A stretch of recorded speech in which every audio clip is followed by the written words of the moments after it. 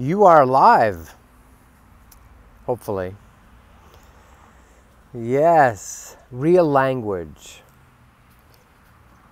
Language is no gauge of intelligence. In the book, Listening to the Sun or Awakening Souls on Amazon, I have a chapter called Language as a Gauge of Intelligence, ?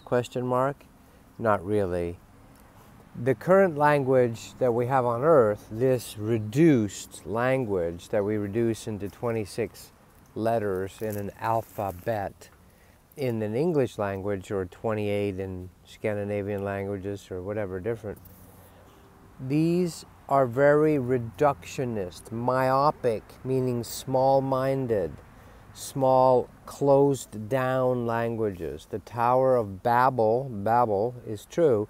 The language was scattered. The unifying collective language of more pictographic resolutions imprints into 4D space. Now, this is why we don't understand the Egyptian hieroglyphics, because they are actually imprints of symbolism that trigger whole 4D, 5D, actual real spaces. Now, while I'm talking about this, you're going to have to try to just let it in as an aha, as a grok, as a absorption. Wake up, for those of you with ears to hear and eyes to see. So that's why we don't understand the hieroglyphics. Now, Chinese and Japanese are a little bit more pictographic, meaning it's sort of a picture, it's a piece of art instead of an A, right? It's so reduced. So language, our current language, is a shut-down language for a prison planet, for a managed cattle, sheeple, free-range humans to keep them stupid. And that's really the story of the Tower of Babel, by the way, where we're starting to access the skeins of time, the quantum jump into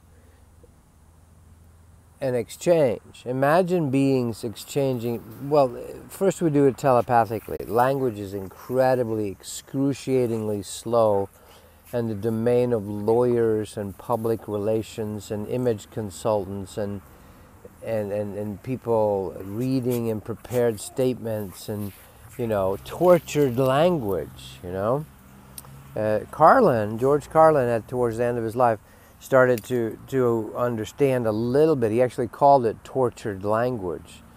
I would call it anguishing in the language.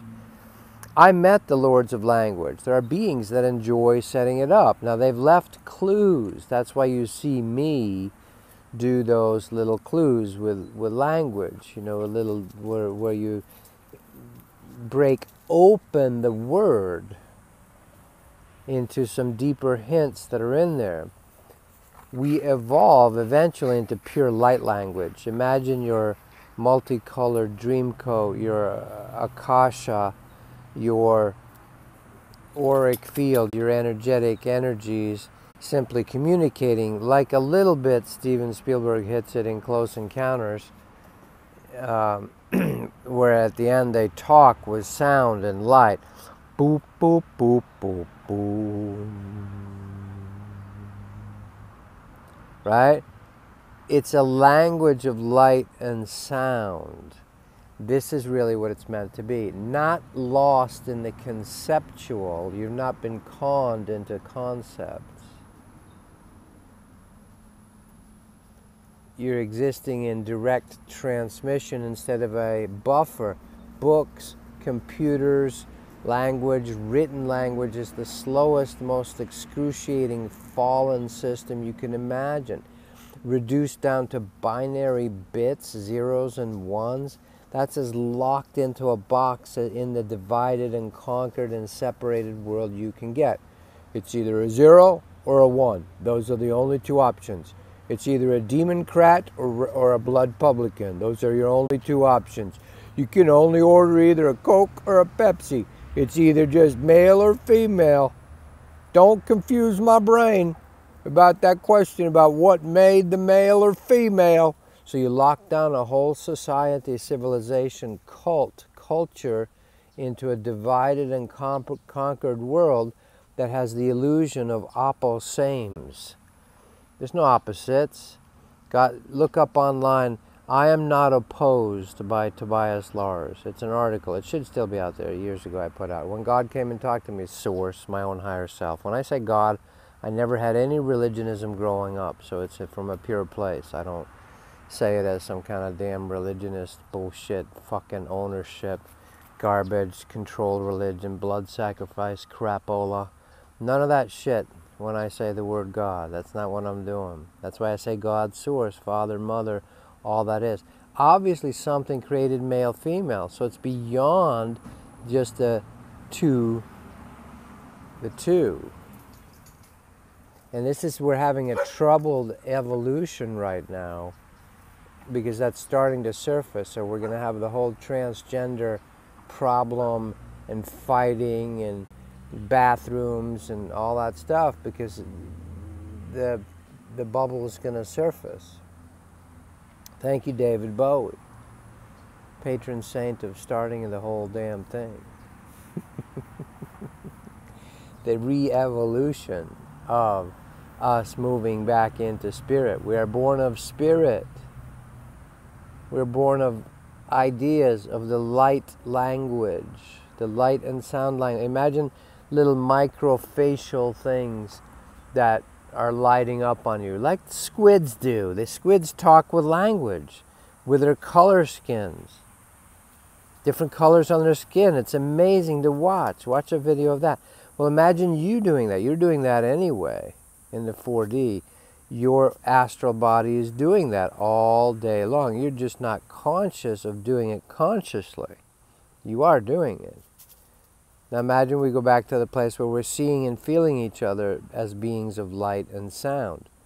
What possible need of this ridiculous spoken language would we have?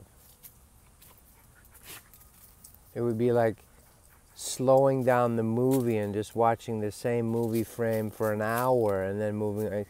Get the damn thing moving. That's why it's called a movie.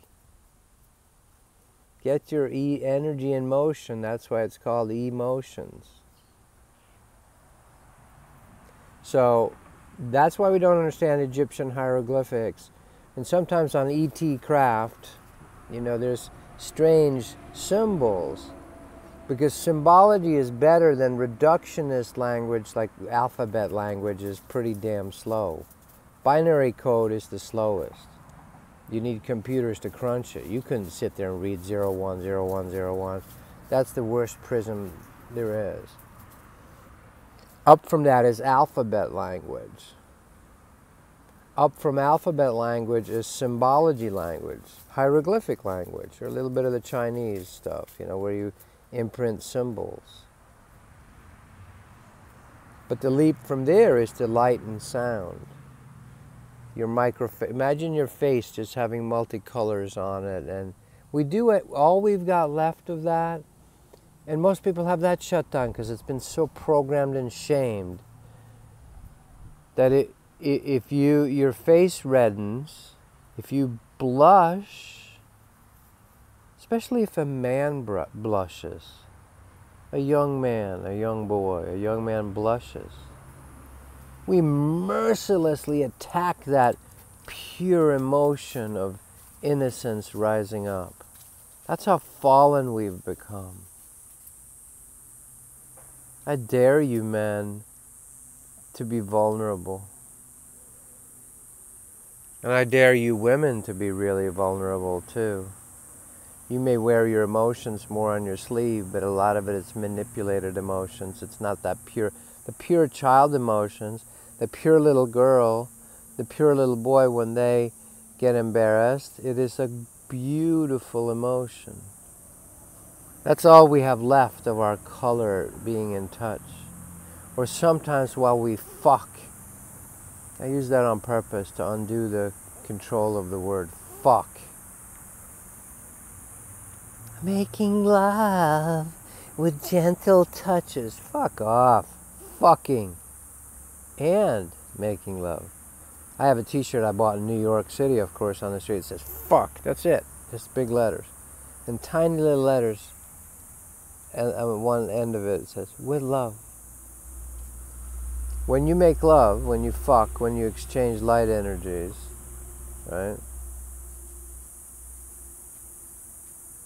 Sometimes around your heart, you'll have a blood flow come up and you'll start red in your cheeks. You'll get hot in the head and around the heart. Oh, Tobias telling it now.